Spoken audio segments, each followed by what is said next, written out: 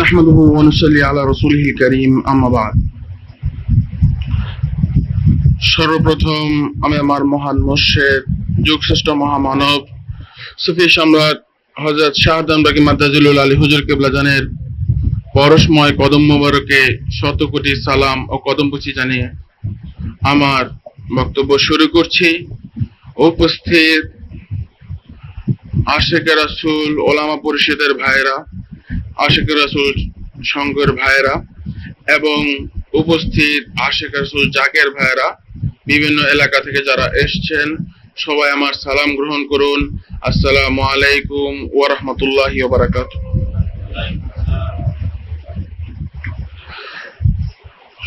আজ প্রায় দুপুর থেকে ওলামাদের পরীক্ষা অনুষ্ঠিত হওয়ার পর আলেমরা অনেক কষ্ট করে এই অনুষ্ঠান সাজানোর জন্য এবং গতকালকে রাত 12:01 থেকে মিলাদ এবং মিলাদের পরবর্তীতে এমজেএস এর জাকের ভাইরা ওনারাও যে অনুষ্ঠান করেছেন, সেই সাথে এআরএস এর কর্মীবৃন্দ ওনারা অক্লান্ত দীর্ঘদিন যাবৎ পরিশ্রম করে স্বল্প আয়ের মানুষ, ওনারা ছাত্র ম্যাক্সিমাম, তারা যে অনুষ্ঠানের আয়োজন করছে সেজন্য আমি সবাইকে জানাই আন্তরিক মোবারকবাদ ও শুকরিয়া। আশিকে রাসূল ভাইরা, আজ আমার মতো অধম পাপী কাঙ্গাল নালাকের এই অনুষ্ঠানে আপনারা যে এসছেন, আমার শুকরিয়া জানানোর ভাষা নেই। আসলে মহান মালিকের গোলাম, আমি গোলাম তো তার মালিককে সন্তুষ্ট করতে পারে না। গোলাম শুধু পারে তার কর্ম করতে, গোলাম শুধু পারে তার কাজ করতে। আমরা সবাই গোলাম, আমরা আমাদের মহান মালিকের গোলাম, আমরা গোলামি করতে এসেছি এখানে। আশিকে রাসূল ভাইরা, আপনারা দরবার শরীফের বিভিন্ন ডিপার্টমেন্টে যারা আছেন আজকে এখানে এসেছেন, আপনারা আপনাদের বড় সাহেবজাদা হুজুরের জন্ম অনুষ্ঠানে আনন্দ প্রকাশ করেছেন। সত্য বলতে কি, আমি আমার মহান মুর্শিদকে বলতে শুনেছি, কারো জন্মদিন এক হিসাবে আনন্দ, আরেক হিসাবে দুঃখ। সেটা আনন্দ কিভাবে সে জন্মগ্রহণ করেছে এই দিনের আনন্দ, আর যদি দুঃখের কথা চিন্তা করতে হয়, যদি আমি আমার বিগত দিনের সাকসেসফুলনেস, আমি কতটুকু সাকসেসফুল হয়েছি, আমি আমার কৃতকর্ম কতটুকু ছিল, আমি কতটুকু আদায় করতে পেরেছি, এইসব বিষয় চিন্তা করতে গেলে নিজেদেরকে ব্যর্থ হিসাবে চিন্তা করে দুঃখ পেতে হয়। আশিকে রাসূল জাকের ভাইরা, আপনারা আমার মতো একটা নিকৃষ্ট মানুষকে, নিকৃষ্ট প্রাণীকে আপনারা আপন করে নিয়েছেন আপনাদের ভালোবাসা দ্বারা। আমি আমাদের আশিক রাসূল জাকের ভাইদের শুকরিয়া আদায়ের ভাষা রাখি না। আমার মতো অধম কি ভাষা প্রকাশ করবে তার আশিকদের, আমার মহান মালিকের আশিকদের এই শুকরিয়া আদায়ের জন্য।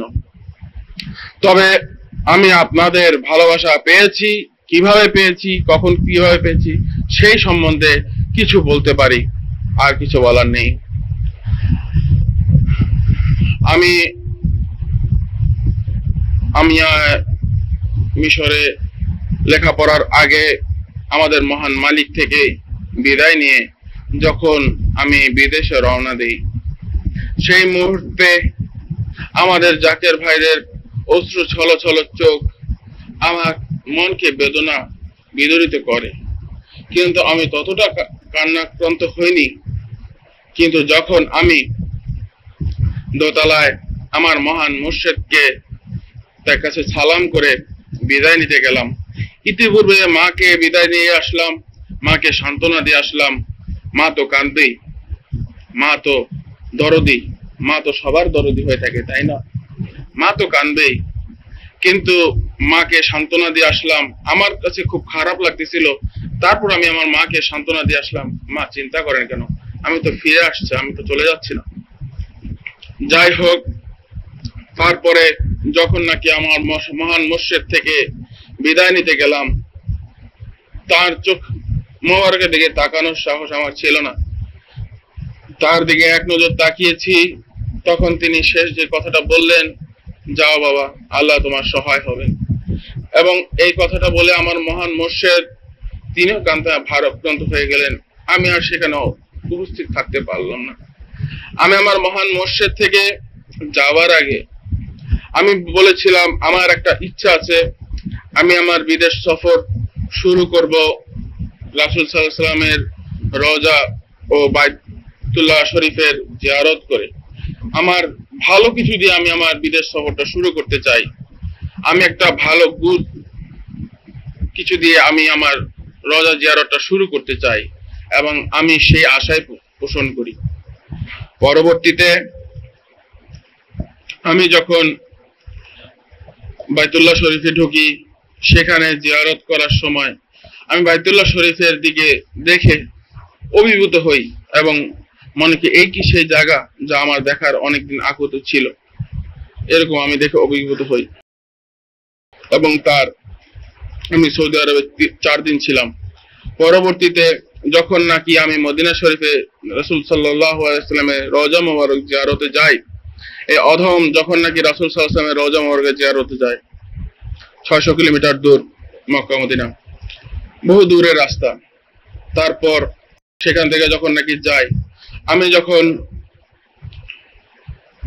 নাকি মদিনা শরীফে ঢুকবো, মদিনা শরীফের সারি সারি খেজুর গাছ আমার চোখে এখনো ভাসছে মনে হচ্ছে। আমার চোখে সেই কাসিদা যেটা রাসূল সাল্লাল্লাহু আলাইহি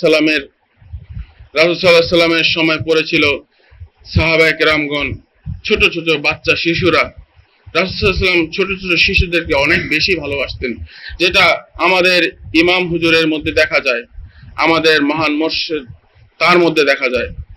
সেই খেজুর গাছগুলো দেখে আমার মনে সেই রাসূল সাল্লাল্লাহু আলাইহি সাল্লামের সেই কাসিদা যেটা রাসূল সাল্লাল্লাহু আলাইহি সাল্লামের সময় সেই ছোট ছোট বাচ্চারা গেয়েছিলেন, সেটা আমার মনে উদিত হয়। তা হচ্ছে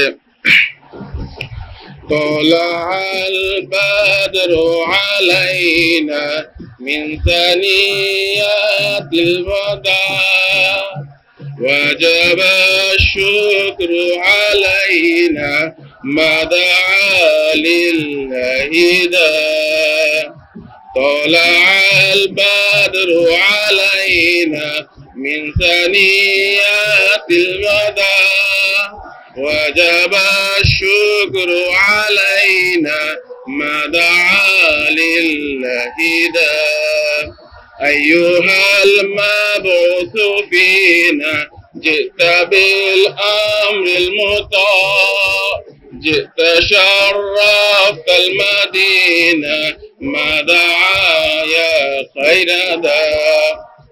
বিশ্বাস করেন আশিক রাসূল ভাইরা, আমার কানে সেই রাসূল সাল্লাল্লাহু আলাইহি সাল্লামের সেই কাসিদা আমি শুনতে পাই, আকাশে বাতাসে যেন ধ্বনিত হচ্ছে সেই কাসিদা। সেই শিশুরা মনে হয় যেন এখনই গাচ্ছে, আমি যেন মনে হচ্ছে এখনই রাসূল সাল্লাল্লাহু আলাইহি সাল্লাম জিয়ারত করলেন, রাসূল সাল্লাল্লাহু আলাইহি সাল্লাম যাচ্ছেন মক্কা থেকে মদিনায় রাসূল সাল্লাল্লাহু আলাইহি সাল্লামের সাথে আবু বকর রাদিয়াল্লাহু আনহু, আমি মনে হয় তাদের সাথে গোলাম হিসেবে আছি।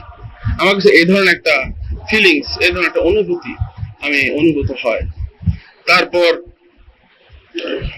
সেখানে আমাদের দানেশ ভাই ছিলেন, আরো জাকের ভাইরা ছিলেন, সবার নাম আমার খেয়াল আসতেছে, অনেক 2টা গাড়ি ছিল আমাদের জাকের ভাইদের।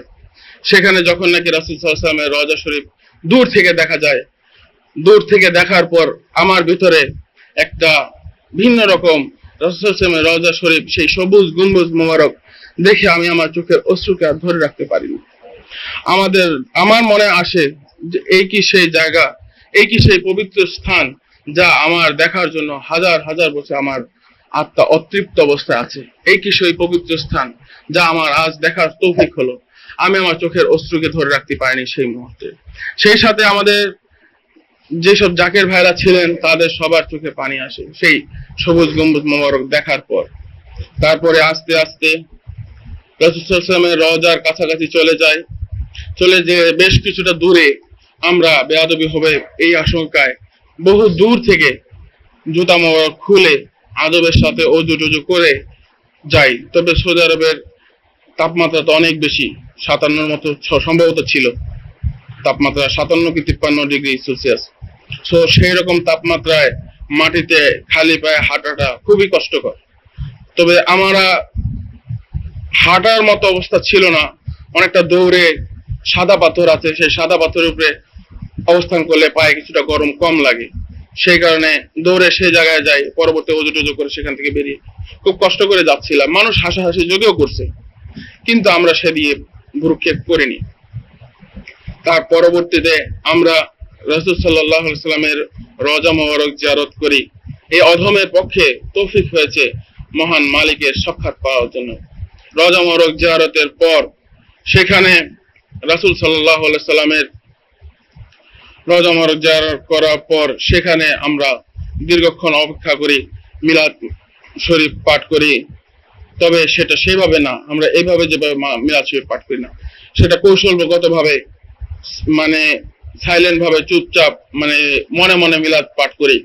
এবং কিয়ামের সময় হলে আমরা কিয়াম করি, বসার সময় হলে বসি, কিন্তু কোনো আওয়াজ করিনি, মনে মনে মিলাদ পাঠ করছি। কারণ আল্লাহ রাব্বুল আলামিন মানুষের মনের দোয়াটা শুনেন, তিনি মানুষের মনের আকুতিটা দেখেন। আমি চিৎকার করে কি বললাম সেটা বিষয় না, আশেক রাসূল জাকের ভাইরা। তারপরে এই অধমের পক্ষে তৌফিক হয়েছে মিশর নীল নদের দেশ, যেখানে ইমাম হুসেন রাদিয়াল্লাহু আনহু মাজার শরীফ আছে। তার পার্শ্ববর্তী রাস্তার অপোজিটে একটা হোটেলে অধম আমি স্থান করি।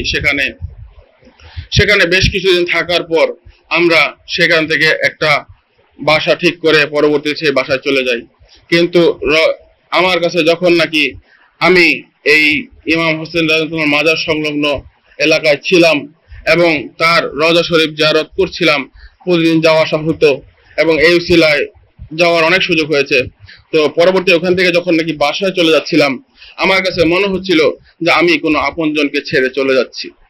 পরবর্তীতে ইমামের রওজা অসংখ্যবার জিয়ারতের সুযোগ হয়েছে অধমের, এবং ইমামের রওজায় বিভিন্ন সময় আমাদের মহান মুর্শিদের সালাম এবং আমাদের দয়াল মা রহমতুল্লাহ সালাম, আমাদের সুফি সম্রাট হুজুর কেবলার আম্মা জানের সালাম এবং আমার আম্মা জানের সালাম, সবার সালাম আমি সেখানে পৌঁছেছি এবং বিভিন্ন সময় সালাম পৌঁছেছি।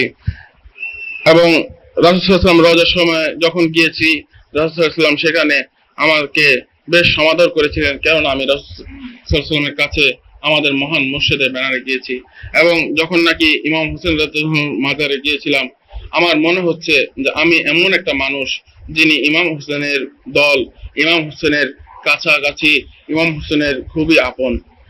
আমার মনে হচ্ছিল আমি ইমাম হোসেন রাদিয়াল্লাহু আনহুর হয়তো আমার খুব আপন জন এবং তাকে আমি ভাইয়া বলে সম্বোধন করি, এবং তিনি সেই জবাব দিয়েছিলেন। আশিক রাসূল ভাইরা, এই অধম পাপী কাঙ্গাল নালাকের বলার কিছু নেই, তবে বলতে পারি এই কথা যে আল্লাহ আমাকে তৌফিক দিয়েছেন যে এইসব মহামানবের কাছাকাছি গিয়ে গোলামি করা, তাদের কাছাকাছি গিয়ে নিজেকে ধন্য করা।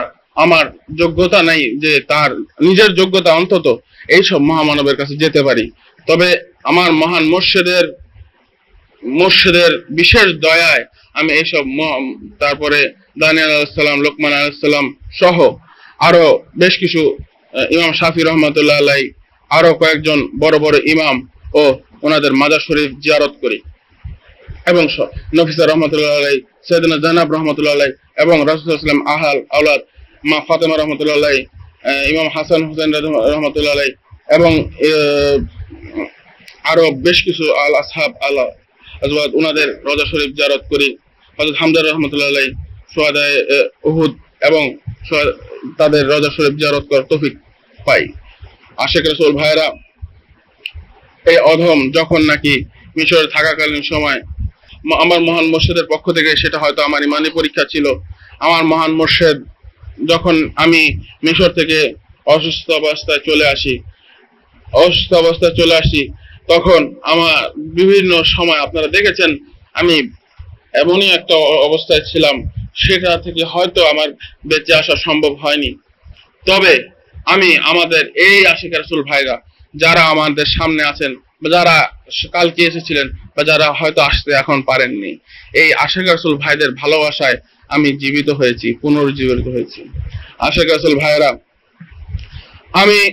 আপনারা জানেন মুর্শিদ ওলি আল্লাহগণ নিজের আপন জনের জন্য তারা দোয়া করতে পারেন না। তাদের আল্লাহর একটা বিধান আছে, তারা তাদের খুব নিকটবর্তী লোকের জন্য তারা দোয়া করেন না। তো সেই কারণে হোক বা যে কোনো কারণে হোক আমি অনেকদিন যাবত ভুগছিলাম। তো আমাদের আশিকে রাসূল ভাইরা, আমাদের আশিকে রাসূল জাকের ভাইরা, তাদের ঘরে ঘরে মিলাদ, আশিকে রাসূল জাকের বোনরাও তারা অনেকে অনেক কান্নাকাটি, জাকের ভাইদের বিভিন্ন ভাবে তারা মিলাদ দোয়া মাহফিল আপনারা করেছেন, তাই না? আমি আপনাদের সেই ভালোবাসাটাকে ভুলতে পারিনি, আমি আপনাদের সেই ভালোবাসাটা পেয়েছি। এবং আমি যখন একবার ইন্ডিয়া অপারেশন হয়েছিল, পরবর্তীতে যখন থাইল্যান্ডে অপারেশন হয়েছে, সেদিন আমাদের মহান মোর্শেদ তার নিজের, যখন ইন্ডিয়া অপারেশন হয় তিনি নিজে ব্যবস্থা করেছেন আমার এই অধমকে। আমি দেখি, আমি মহান মোর্শেদের চেহারা খেয়াল করি, আমার যখন অপারেশন শুরু হয় আমি দেখি আমার দেহ, আমাদের মহান মোর্শেদের দেহ মোবারক হয়ে গেছে।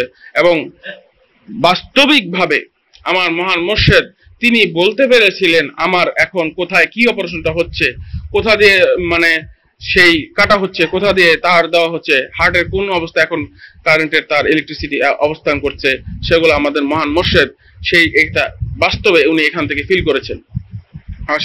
মোর্শেদ যে কিভাবে গোলামকে দয়া করে সেটা বলার আমার কোনো যোগ্যতা নাই। তো আমার মহান মোর্শেদ সেদিন যদি এইভাবে ব্যবস্থা না করতেন হয়তো আমি মারা যেতাম। 11 ঘন্টা অপারেশন হওয়ার পর আমি সুস্থ অবস্থায় হইনি, তারপরে সেখান থেকে ইন্ডিয়া থেকে বেশ কিছুটা সুস্থ হয়েছিলাম, কিন্তু পরবর্তী সেই অপারেশনটা ছিল ভুল অপারেশন, যা আমার রেডিও বার্ন হয়ে যায়, পিঠে একটা বিশাল একটা ঘা সৃষ্টি হয়। তারপর আমার মহান মোর্শেদ তিনি আমাকে বিশাল আকৃতির ঘা সৃষ্টি হয়, সেটা প্রায় আমি 1.5 বছর উপরে এই অসুখে ভুগেছি। এবং অনেকে আপনারা প্রত্যক্ষদর্শী যে আমি কিভাবে মানে অসুখে কষ্ট পেয়েছি, কাতরাইছি। কিন্তু আমার মহান মোর্শেদ তখন আমাকে শিক্ষা দিয়েছেন মোরাকাবা করতে, মোরাকাবা করতে, এবং তিনি আমাকে শিক্ষা দিয়েছেন যে মোরাকাবা করো।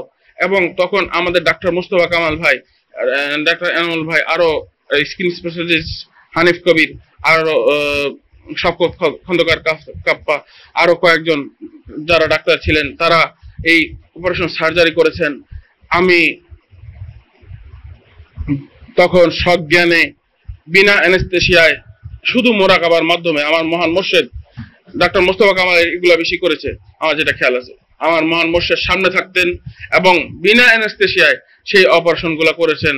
দরদরে রক্ত পড়ছে কিন্তু এই জায়গাটা আমার অবশ হয়ে আছে, জাস্ট মোরাকাবা করে আছি, আমার শরীরের অংশ কাটা হচ্ছে কিন্তু আমি আল্লাহর বিশেষ রহমতে আমার মহান মোর্শেদের দয়ায় আমি কোনো ব্যথা অনুভব করি নাই। আশিকে রাসূল জাকের ভাইরা বিভিন্ন সময় সেভাবে আমার এই জায়গাটা কাটা হয়েছে অনেকবার, একবার দুইবার না অনেকবার। পরবর্তীতে থাইল্যান্ডে গিয়ে ফাইনালি যে অপারেশনটা করাই, তা আমি আমার মহান মোর্শেদের কাছে আমি একটাই আবেদন রাখি। আমি জানতাম হয়তো আমি এই জীবনে আর বাঁচবো না, আমি মোটামুটি এই বিষয়টা শিওর হয়ে গেছিলাম। তখন এই গোলামের একটাই আবেদন থাকে, আর কোনো আবেদন নাই। আপনারা তো আত্মার মুক্তির আবেদন করেন, আপনারা তো নিজেদের মুক্তির আবেদন করেন, আমার কোনো নিজের মুক্তির আবেদন ছিল না। এই গোলামের একটাই আশা ছিল যে আমি তো মারা যাব, তবে হ্যাঁ আমি আমার এই হায়াতটাকে কি করব, আমি আমার অল্প বয়সেই মারা যাব, তবে আমি আমার এই হায়াতটাকে কি করব। আমি আমার মহান মোর্শেদের কাছে ফোন করে ওদিন দয়া ভিক্ষা চাইলাম যে মহান মালিক দয়া করেন যাতে আমি ঈমান নিয়ে কবরে যেতে পারি, আর দয়া করেন যাতে আমি অনেক কম বয়সে মারা যাচ্ছি, এই আমার বাকি হায়াতটা যেন আপনার আমল নামায় যোগ করে দেওয়া হয়। কারণ আমার মৃত্যুতে কিছু যায় আসে না, তবে হ্যাঁ আপনি যদি বেশি দিন বাঁচেন এই জাতি আপনার দ্বারা উপকৃত হবে, আমার তো কিছু করার নেই। আপনি দয়া করে আমার হায়াত মোবারকটাকে নিয়ে আপনি দীর্ঘদিন বাঁচেন, আমি না হয় দুনিয়া থেকে চলে যাই। আমার শেষ আকুতি ছিল আমার মহান মালিকের কাছে সেটাই। আমার মহান মোর্শেদের কাছে আমি আকুতি করেছি, মোর্শেদ গো আপনি দয়া করেন যাতে আমি ঈমান নিয়ে কবরে যেতে পারি, আমি আপনার গোলাম হয়ে থাকতে পারি, আপনি আমার এই হায়াতটাকে নিয়ে আপনি অনেক দিন বাঁচতে পারবেন এবং আপনি মোহাম্মদ ইসলামের অনেক ঝান্ডাকে অনেক দূর পর্যন্ত নিয়ে যেতে পারেন, যেটা আমার পক্ষে সম্ভব না। মহান মোর্শেদ আমাকে বলেছেন তুমি হতাশ হয়েছো কেন, আল্লাহ তো সহায়, আল্লাহ তো আমাদের সাথেই আছে। তখন আমি মহান মোর্শেদের কাছে এই কথাটা শুনে আশ্বস্ত হই।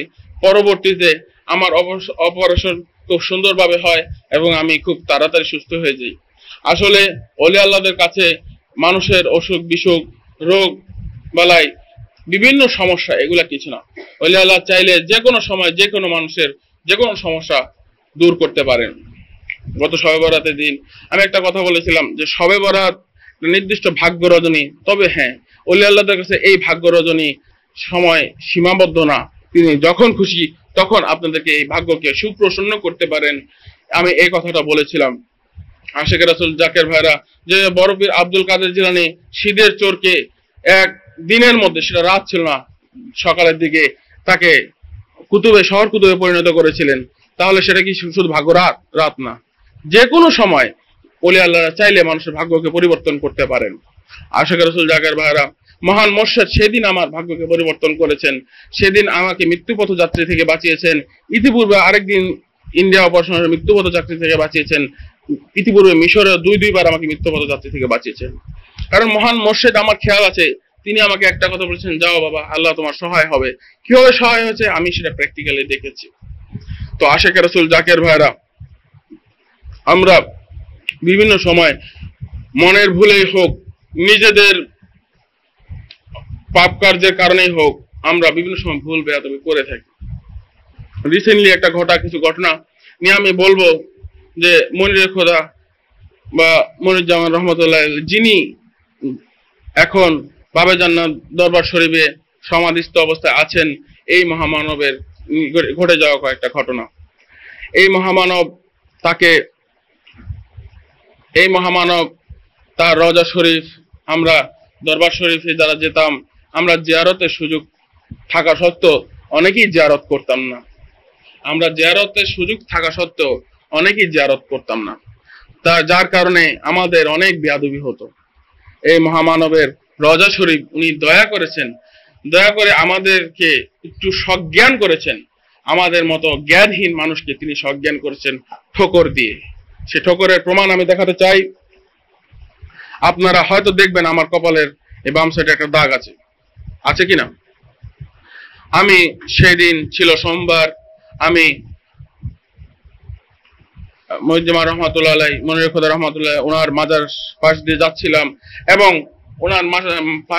এবং জায়গাটা ঠিক করছিলাম। সোমবার দিন আমি রওজার পাশ দিয়ে যাওয়াকালীন সময় আমি এবং জায়গাটা ঠিক করেছিলাম যে কোনটা তার আসল কবর মোবারক, মাজার মোবারক ছিল, সেটা আমি জায়গাটা শনাক্ত করি। পরবর্তীতে আমি সেখানে জিয়ারত না করে চলে যাই।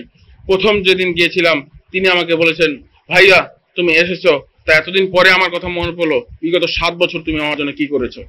তো সেই কথার জবাব দেওয়ার মতো কোনো কথা আমার কাছে ছিল না। পরবর্তীতে আমি যখন তার রওজা শরীফের কাছে আবার যাই, কিন্তু কয়েকদিন পর জিয়ারত করি, কিন্তু পরবর্তী যখন জিয়ারত বন্ধ করে দিই, মানে ইচ্ছাকৃত বন্ধ করা হয় নাই, ভুল ক্রমে বন্ধ হয়ে গেছে। যাই হোক, জিয়ারত করা হয় নাই। তারপর তিনি রওজার কাছে যাওয়ার পরে তিনি মানে আমাকে বললেন যে ঠোকর খেলাম। ঠোকর খাওয়ার একদিন পরে, 24 ঘন্টার একদিন পরে, মানে বুধবার দিন ভোরে ওনার পবিত্র আত্মা মোবারক আসলো। ওনার পবিত্র আত্মা মোবারক সকাল ভোরবেলা আমি যখন ঘুম থেকে উঠে মুখ হাত ধুচ্ছিলাম, তখন ওনার আত্মা মোবারক আসলো।